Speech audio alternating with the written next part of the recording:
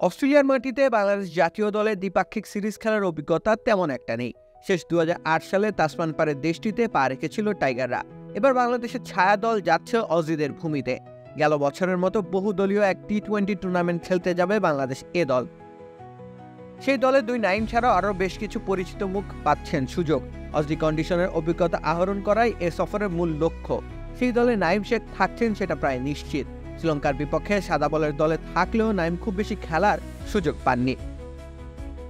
নির্বাচকরা নাইম শেখকে আরও সুযোগ দিতে চান বলেই তাকে রাখা হচ্ছে এ দলের স্কোয়াডে। এছাড়াও সাম্প্রতিক সময়ে বহুল আলোচিত চরিত্র রুল হাসান সোহানকেও দেখা যাবে অস্ট্রেলিয়াগামী বিমানে।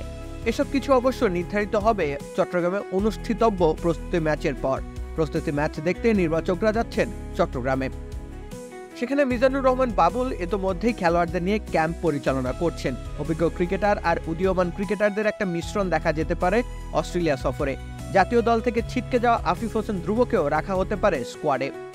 এছাড়া সাইফ হাসান, মাহমুদুল হাসান, জয়, রিপন মণ্ডলদের দেখা যেতে পারে। তবে এই মুহূর্তে চট্টগ্রামের ক্যাম্পে আছেন মৃত্যুঞ্জয় চৌধুরী, ইফতেখার ইফতি, মাহফিজুর রাব্বি, আকবর আলী, জিসান আলম, তোফায়েল আহমেদ ও রাকিবুল হাসানরা। মোদ্দা কথা, জাতীয় দলের পাইপলাইন ও দলের আশেপাশে থাকা খেলোয়াড়দের নিয়েই গঠিত হবে এ দল। সেই দল উড়াল দেবে অস্ট্রেলিয়ার উদ্দেশ্যে। 14 থেকে 24 আগস্ট অনুষ্ঠিত হবে টি-20 টুর্নামেন্টটি। সেখানে বাংলাদেশ এ দল ছাড়াও পাকিস্তান শাহিনস ও নেপাল এ দল অংশ নেবে।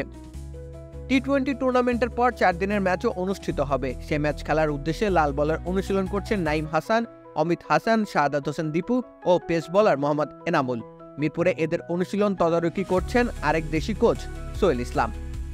বাংলাদেশের এ দলের অস্ট্রেলিয়া সফরকে বেশ গুরুত্বের সাথে আমলে নেওয়া হয়েছে। পাইপলাইন পোক্ত করা ও জাতীয় দলের জন্য খেলোয়াড় প্রস্তুত করাই মূল উদ্দেশ্য। বৈরী কন্ডিশনে খেলোয়াড়দের ঝালিয়ে নেওয়া গেলে প্রয়োজনের মুহূর্তে তারা হয়ে উঠতে পারেন এক্স ফ্যাক্টর। রাকিব হোসেন রুম্মান, খেলা ৭১।